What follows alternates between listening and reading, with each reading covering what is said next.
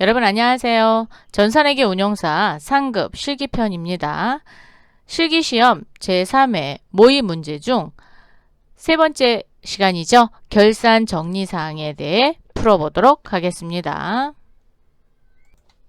교재는 172페이지가 되겠고요. 출제 범위는 회계원리의 결산 정리니까 손익의 정리라든가 대손충당금의 설정, 감가상각비 계상, 매출원가 구하는 문제 이렇게 구성이 되어 있어요. 총 5문항으로 이루어졌고 각 4점씩 해서 20점을 획득할 수 있는 사항이 되겠습니다. 우리가 활용할 수 있는 메뉴는 일반 전표 입력 메뉴에 수동 결산을 할 거예요. 수동 결산이라는 건 직접 전표를 입력하는 거를 얘기하고, 자동 결산은 결산자료 입력을 통해서 자동 결산을 하는데, 자동 결산을 할 때 반드시 끝나고 나서 전표 추가를 꼭 해야 된다라는 거. 원가 경비별 감가상각 명세서에서는 감가상각비를 계산할 거고요. 합계잔액시산표와 합계잔액시산표는 매출채권의 잔액을 볼 수 있고요. 재고자산수불부와 재고자산평가 명세서는 그렇죠. 기말상품 재고액을 알아보기 위해서 들어가는 메뉴들이 되겠습니다. 주의할 사항은 항상 수동 결산을 제일 먼저 하셔야 돼요. 그래서 일반 전표 입력 메뉴에 입력을 먼저 하고, 그런 다음에 자동 결산은 결산자료 입력 메뉴를 통해서 입력하고 반드시 뭐 한다고요? 전표 추가 클릭하여 자동 전표를 생성시킵니다. 생성시키고 여기서 끝나지 마시고 한 번 더, 그쵸? 일반 전표 가갖고 제대로 자동 전표가 처리가 되었는지를 꼭 확인하시기 바랍니다. 대신 12월 31일로 확인하시면 되겠죠? 자, 그럼 문제 풀어보도록 하겠습니다. 문제 3. 다음 기말 12월 31일 결산 정리 사항을 회계 처리하고 마감하시오. 수동 결산인지 자동 결산인지. 수동 결산은 일반 전표 입력에 직접 입력하고, 자동 결산은 결산 자료 입력을 통해서 일반 전표로 전표를 생성시킵니다. 그럼 첫 번째 문항부터 살펴보도록 할게요. 소모품비 중 결산 시점에 미사용액은 100만 원으로 확인되었다. 자, 소모품비 중 그랬으니까 우리 회사가 비용으로 처리했구나 라는 거를 알 수 있어요. 미사용된 부분에 대해서는 자산 처리하게끔 되어 있죠. 그러면 자산 처리하면 계정 과목이 소모품이라는 계정으로 정리를 하시면 되겠습니다. 자, 그러면 일반 전표로 보세요. 회계 모듈에 일반 전표 입력 12월 31일 차변에 소모품이죠. 소모품 금액은 100만 원. 대변에 소모품비 800번대 소모품비로 오세요. 100만 원. 만약에 소모품 중 이라고 되어 있으면 우리 회사가 소모품 비로 했는지, 비용 처리했는지, 자산 처리했는지를 꼭 확인하시기 바라고요. 이렇게 소모품 비 중 이랬으니까 비용 처리했다라는 거를 한 번에 캐치하시면 될 것 같습니다. 두 번째 문항입니다. 기말 현재 화재보험료 기간 미경과액 50만 원을 계상하다. 자, 화재보험료 중에 기간이 아직 지나지 않은 50만 원이 있답니다. 그러면 그렇죠.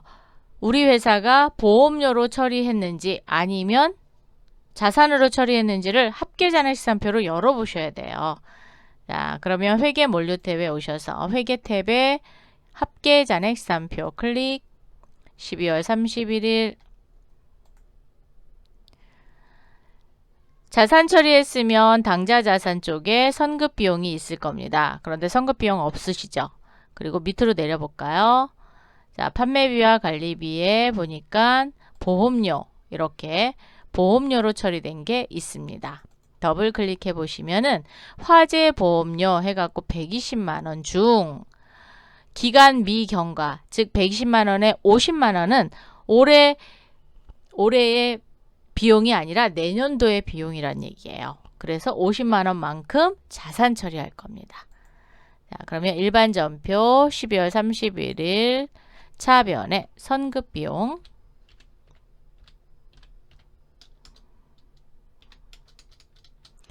50만원, 대변에 보험료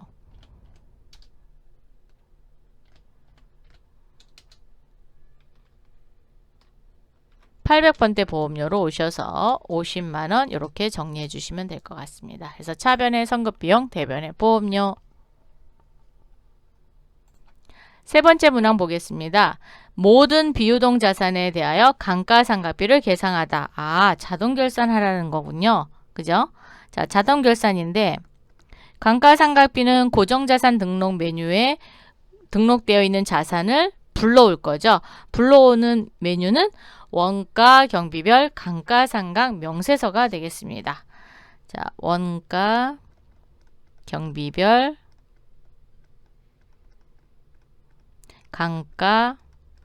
감가상각 명세서. 자, 이 메뉴가 기억이 안 나신다. 그러면 회계 모듈에 고정자산의 원가 경비별 감가상각 명세서 끝에 있습니다. 요거를 클릭. 유형자산 총괄에다 놓으시고 조회를 하시면 우리 회사에서 유형자산으로 감가상각을 하고 있는 자산은 모두 뜹니다.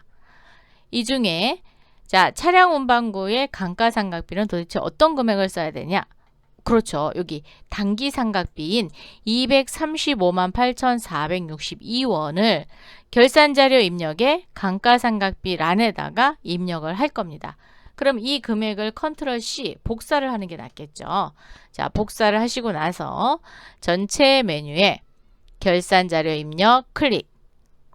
1월부터 12월까지 조회하겠습니다. 상품 매출원가는 입력하지 않습니다. 그렇기 때문에 확인 누르시면 되겠습니다. 밑으로 내리셔서 감가상각비 차량 운반구 란에 컨트롤 V 이렇게 하시면 235만 8,462원이 복사가 되실 거예요. 그 다음에 또 있었던 것 같아요. 그죠? 원가 경비별 감가상각 명세서 클릭하셔서 비품이 있었네요. 비품은 36만 800원입니다. 컨트롤 C 결산자료 입력에 오셔서 비품 란에다 해주셔야 돼요. 엉뚱한 란에 하시면 안 됩니다. 컨트롤 V 해서 36만 800원 해주셨습니다. 또 모든 비유동 자산이라 그랬으니까 유형, 무형 다 해야 돼요. 원가 경비별 감가상각 명세서 클릭해서 무형자산 총괄에다 커저를 놓으시고 조회 버튼을 눌러주세요. 우리는 없습니다. 그러면 안 하셔도 돼요. 그런데 반드시 확인은 꼭 하신다라는 거. 네 번째 문항입니다. 매출 채권 잔액에 대하여 1% 대손 충당금을 설정하다. 무슨 법? 보충법. 그러면 계산식을 알아야 될 거 아니에요. 매출 채권은 뭐와 뭐죠? 외상 매출금과 받으러옴. 대손 충당금을 설정할 때는 외상 매출금 따로, 받으러옴 따로 계산하셔야 돼요. 그래서 합계잔액시산표를 조회를 해서 12월 31일에 잔액 곱하기 1%니까 얘가 설정률입니다. 설정률. 보충법이라는 건 부족한 만큼 채우는 게 돼요. 그래서 대손충당금 잔액은 빼주셔야 됩니다. 대손충당금 잔액. 잔액을 뺀 나머지 금액을 설정하시면 되겠습니다. 그럼 매출채권 잔액을 알아볼 수 있는 곳은 합계잔액시산표. 네, 맞습니다. 자, 전체 메뉴 클릭하셔서 합계잔액시산표 아니면 상단에 있는 거 열으셔도 됩니다. 자, 눌러서 12월 31일로 조회를 해주시고 혹시 변동된 사항이 있을 수도 있기 때문에 조회 버튼을 한 번 더 누르겠습니다. 그럼 최종적으로 외상 매출금의 잔액은 8,822만 5천 원이고요. 대손 충당금이 25만 원이 있습니다. 그럼 계산기를 한번 눌러볼까요? 오른쪽 마우스 눌러서 계산기 8,822만 5천 원 곱하기는 D입니다. 0.01 1%니까 0.01 빼기 S 25만 원 63만 2,250원만큼만 설정을 하시면 됩니다. 자, 계산기는 다른 메뉴를 열을 때 같이 끌고 옵니다. 그래서 결산자료 입력을 클릭. 그럼 이렇게 계산기가 따라와요. 그리고 감가상각비 바로 밑에 보시면 대손상각이라 그래서 외상매출금란이 있습니다. 클릭을 하시면 여기다 입력을 하시면 됩니다. 63만 2,250원 이렇게 입력해 주시고 계산기 다 썼죠? 그럼 종료하시면 됩니다. 받으러옴 하러 갈게요. 학계자산시산표 열어서 받으러옴은 2천만 원이네요. 대손충당금 없습니다. 자, 그럼 계산기를 눌러서 곱하기 0.01 즉 0 2개 지운 거랑 똑같습니다. 그래서 20만 원이에요. 자, 그러면 결산자료 입력에 오셔서 받으러 없난에도 20만 원 이렇게 입력해 주시고 계산기는 종료. 자, 그럼 감가상각비 했고 대손상각 했습니다. 다음 문제 풀어볼게요. 기말상품 재고액을 입력하고 결산 처리하다. 기말상품 재고액 입력하래요. 재고평가는 선의선출법으로 한다. 자, 상품에 대해서만 하시면 됩니다. 그러면 도대체 기말상품에 대한 입고와 출고가 얼마나 되냐. 즉 상품을 사갖고 왔고 또 기초에는 얼마가 있었고 기말은 얼마가 되는지 이제 기말을 구할 거예요. 그럼 재고자산 수급을 마감을 해봐야 될 거 아니에요. 자, 물류관리에 재고관리, 재고자산 수불부 클릭합니다. 1월부터 12월까지 마구 엔터 해주시면 모든 품목이 다 나타납니다. 자, 되셨죠? 마감이 불우되어 있다는 건 마감이 아직 안 됐다는 겁니다.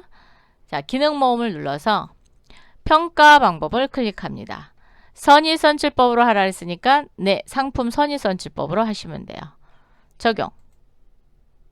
마감. 선의선출법의 기말재고액은 기말재고 수량 곱하기 산출단가 얘가 표시가 되시면 됩니다. 그리고 전체 4개를 다 한꺼번에 마감을 할 거예요. 그럼 일괄 마감 하시면 됩니다.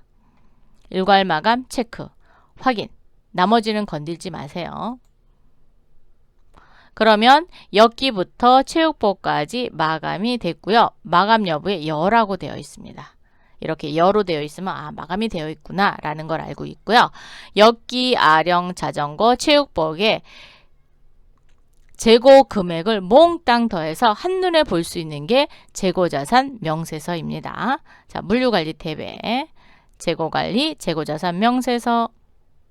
재고자산 명세서는 꼭 마감이 되어야지만 보실 수 있어요. 그래서 12월로 마감을 했기 때문에 12월로 엔터 눌러주시면 됩니다. 그럼 상품의 자산별 합계는 2,875만 원입니다.